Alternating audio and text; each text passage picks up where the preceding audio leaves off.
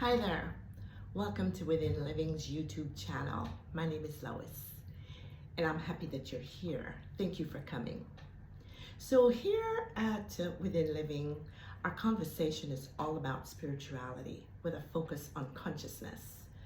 The consciousness that is the superconscious mind of us all, who many of us call God or the source or the spirit. And Within Living simply is going back to the awakening of being aware of who we truly are at our existence, at our being, at our source, in the soul or spirit, if you will, and living from a conscious awareness of our divine nature. So I'm happy that you're here and a part of this conversation. If our content here resonates with you, I really would love it if you'd go ahead and subscribe and join the conversation. Subscribe right there and then participate. I would like for this to be more of a dialogue opposed to me just talking. So please feel free to go ahead and share your comments in the comment box below. I do read them and I will respond to you. Okay, so let's get into today's conversation. Today I want us to talk or open the conversation on thoughts, because thoughts are actually the driving force that controls the outward manifestations or experiences of our lives. Thoughts are not just idle, arbitrary things. Thoughts are actually powerful, potent forms of energy. They're energetic. And all thoughts begin in the subconscious mind or the soul. In the subconscious mind or soul, this is our unique identity of consciousness, of being a part of the universal consciousness, if you will, or the Godhead, or the divine mind. We are all a part of the one. There is no separation, never have been. We could not possibly exist if we were not a part of this incredible consciousness. So in our subconscious mind, which is a part of the divine mind, God, if you will, all thoughts are coming forward because we are all a part of the one mind. All of our thoughts together are a part of this universal mind. So when we are not consciously aware of our individual thoughts, and when we are not taking authority, we've been given the authority to have dominion over our thoughts. So when we're not aware that we have this authority and we're not taking this authority, then what ends up happening is we end up living by default. We end up living by, call it a programming of the universal mind, if you will. And I'll get into the nuances of that as we continue the conversation of consciousness with thought. But before going further, I need to go back and correct a huge error I made in the last video, right? And so the last video was part 3 on the conversation of why change self first. And at the very beginning of that video, in referring to the repetitive thought patterns in the brain that creates habit, I made the error of saying that there were 10 repetitions. Let me correct that. It is 10,000, okay? 10,000 consistent repetition of the same thought is what will create a habit, and that habit then becomes a conviction in the subconscious mind or the soul as an acceptable or assumed belief, as something that is true to us individually. And the subconscious mind or soul then, once it knows that we accept something as true, it's impartial. It can't judge. God never judges us. We judge ourselves. So it can't judge and say, well, yes, this is a good thing for you, or that's a bad thing for you. It simply accepts it and pushes it out into our physical world, or the three-dimensional world as we like to call it, where it becomes our life experiences. So again, my correction in the previous video is that it takes 10,000 consistent, and that's the key, consistent repetition of the same thought that becomes hardened or hardwired in the brain to create a habit that then becomes the conviction in the subconscious mind as a truth to us. Okay, now having clarified that, let me talk a little bit about how those thought patterns are actually formed. And this goes into the neuroscience. I absolutely love the neuroscience aspect of understanding who we are spiritually, because for me, the understanding of that really allowed me to appropriate a lot of things that I had learned through spiritual law, if you will, or religion, that I knew, I understood intelligently, but I was not able to appropriate them in my life because there was just a missing piece there. So what happens with thoughts is this. When we're not aware that we are truly the masters of our own destiny, and that we are the one and only power within. And when I say we, I don't mean the physical aspect of us. I mean the true self of us, the inner self, the soul, the real identity of you, the real identity of me, the real person, if you will, of you. We are the master of our entire life. We're the master of our destiny. We're the masters of the experiences that we have or do not have. We're the masters of who we choose to affiliate with or not affiliate with. We're the masters of all the experiences that we go through. And we're making these choices as the masters consciously or subconsciously. When we're subconscious, we're sort of sleepwalking. We're not even aware, because we've not developed and incorporated the inner discipline of being still within. In fact, in spiritual law and the scripture, there's a scripture, I think it's Psalm 41 or Psalm 42, verse 10, where it says, "Be still and know that I am God." When we learn to sit with stillness, and to sit with stillness is to still the chatter of the mind. Many of us are not even aware of the chatter of the mind until we enter into stillness. And then suddenly we realize there's 1,000,001 different thoughts coming and going in the mind. And if you really stop and listen to them, you might wonder, which I have done, where did that come from? Why would I even have a thought like that? That's not even something I'm interested in. So where did that thought come from? That thought came out of the subconscious mind. That is a thought of something that I had been exposed to somewhere along in my life that I was not even conscious of. It could have been a TV show, it could have been a conversation, it could have been an experience I have, it could have been an emotional reaction I was having to something, but because I was not consciously present with it, then I was not even aware of it, it registered. It could also be a thought from the corporate mind of consciousness. In other words, someone else's thought, because we are all a part of the one. And further down the road, we'll have another conversation on that, where we can talk about transmission of thoughts, or what's called mental telepathy. That is a very real thing, and we'll talk about that later. But for now, so when I'm not really conscious of these thoughts, a thought comes up and I'm indifferent to it. So the subconscious mind takes that with the constant repetition of me being indifferent to it, that I'm accepting it. I have not denied it. So by default, I am accepting it. A good example of that would be, say, a child. And the child is sort of slow and starting to learning to read. And then it's being told repetitively at home and at school and everywhere, you're slow.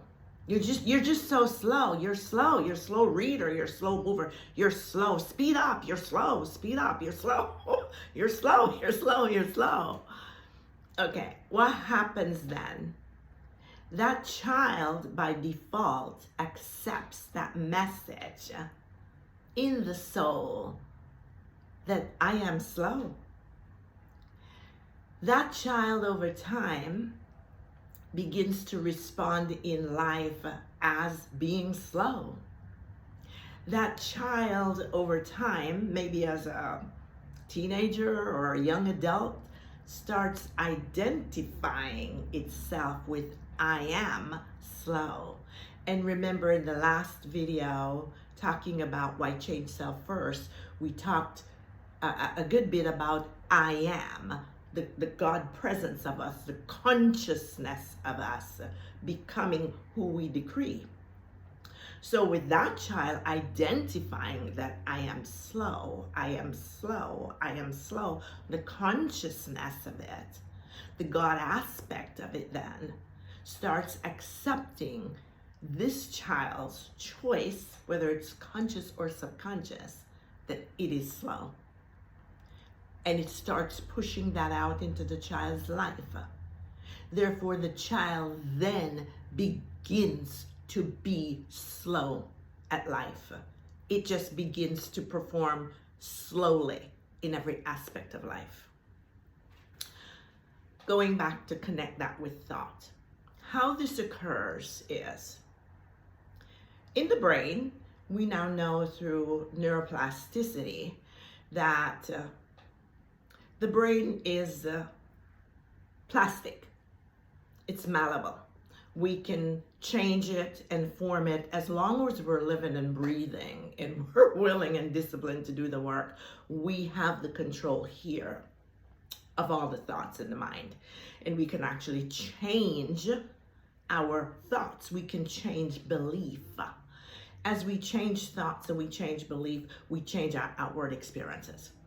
So when we start becoming aware of thoughts, and our job as spirit is not to be the judge of thought.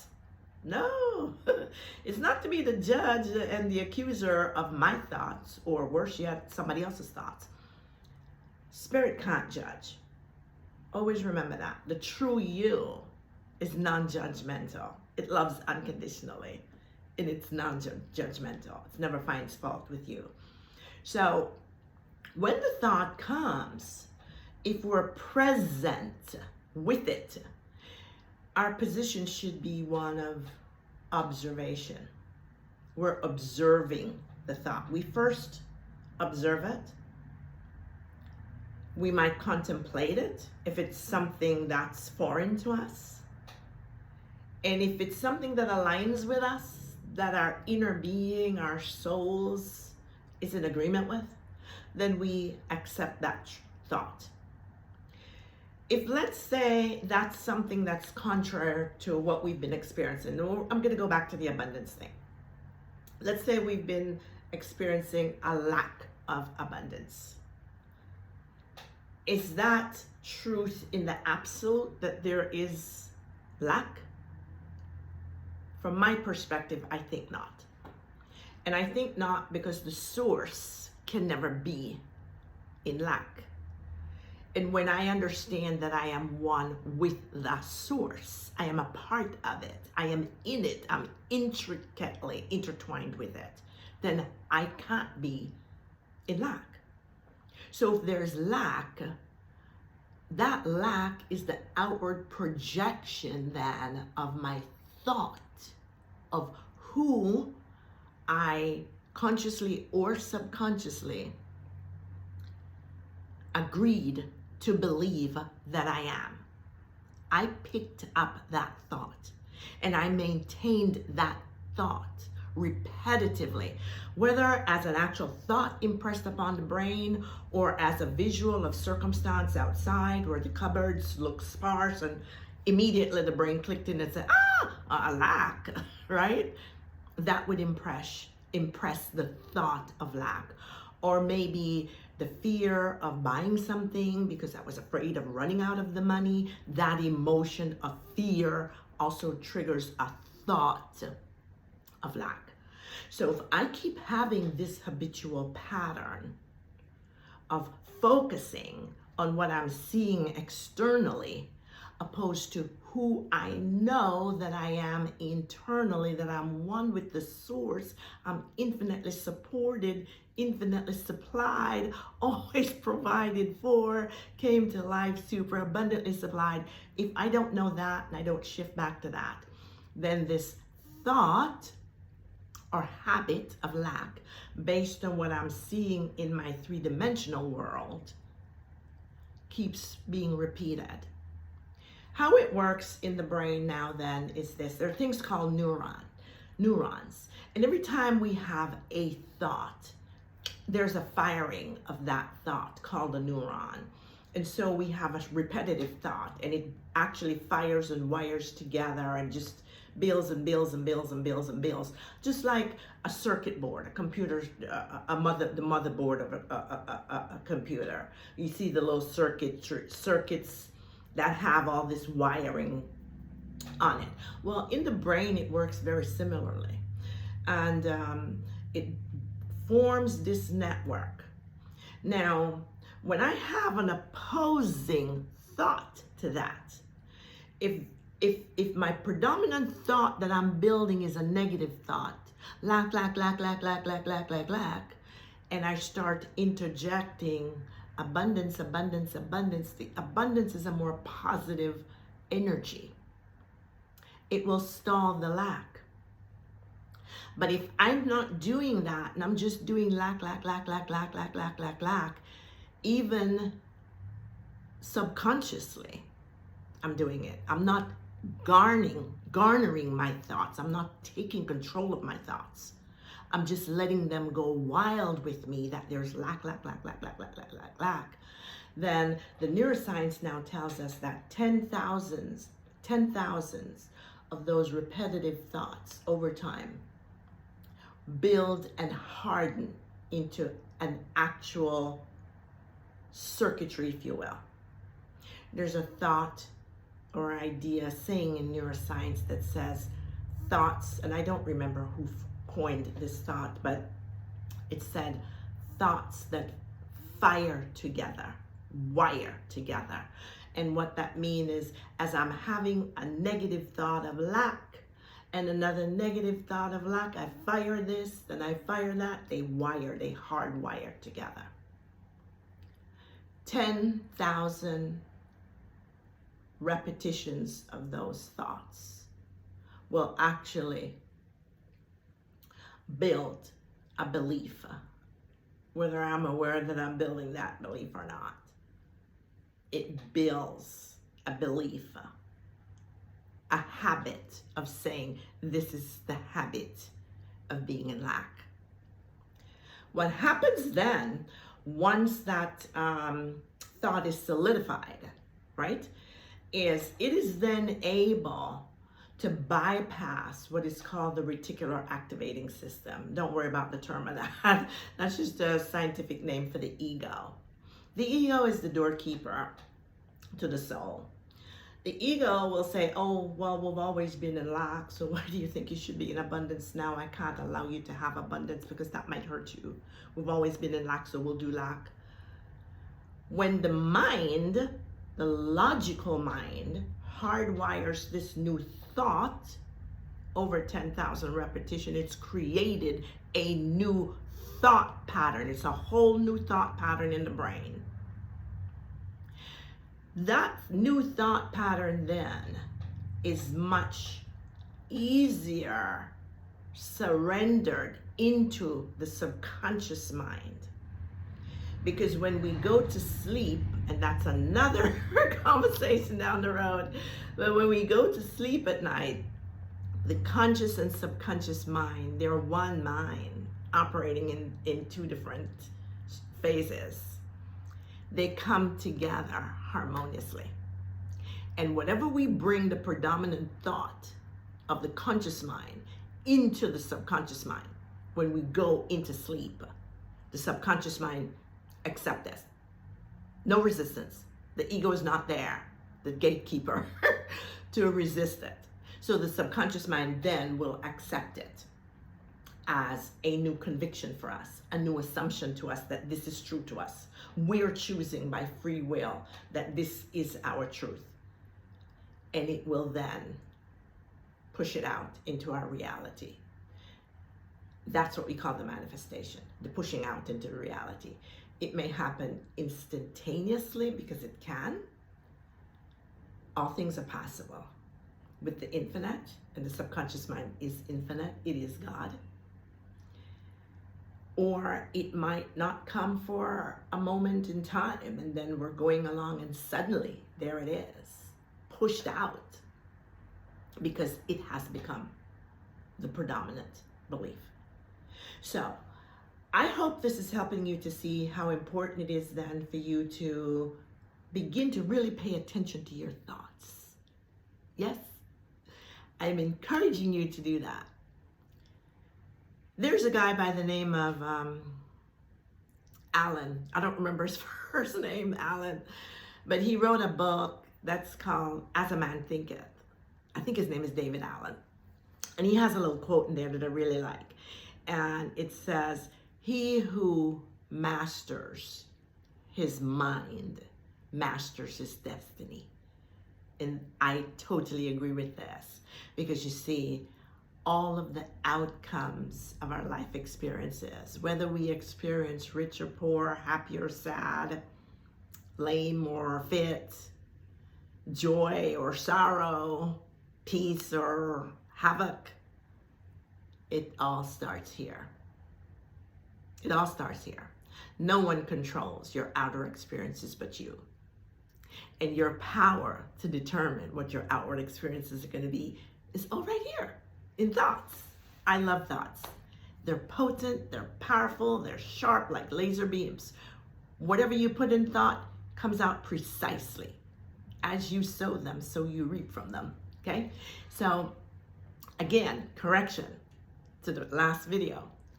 10,000 repetition of any one thought will build an entirely new brainwave in the brain called a neural pathway. And that new neural pathway then becomes a habit. It is registered in the subconscious mind or the soul as your new conviction, your new assumption, your new desire, and is pushed out. So let me encourage you, just start paying attention to your thoughts. And until we have another conversation about thoughts, if you want to learn some more and get deeper in it, of how they work, and even see some graphs that I have about the neurons of the brain, go visit my blog. It's at WithinLiving.com. And there's tons of free information there for you. So I hope I intend that this brings you a blessing to help you to begin to really start paying attention to your thoughts. And when a thought comes up that is not in absolute alignment with your desired intention, the outcome that you want to experience, nip it in the bud. I mean, nip it in the bud right away and affirm firmly, very firmly, what your desired outcome is. Thank you again for being here. And as always, I really love getting your feedback. So please go ahead, subscribe, hit the ring bell button. Help us to share this Within Living message by sharing it with everyone that you know.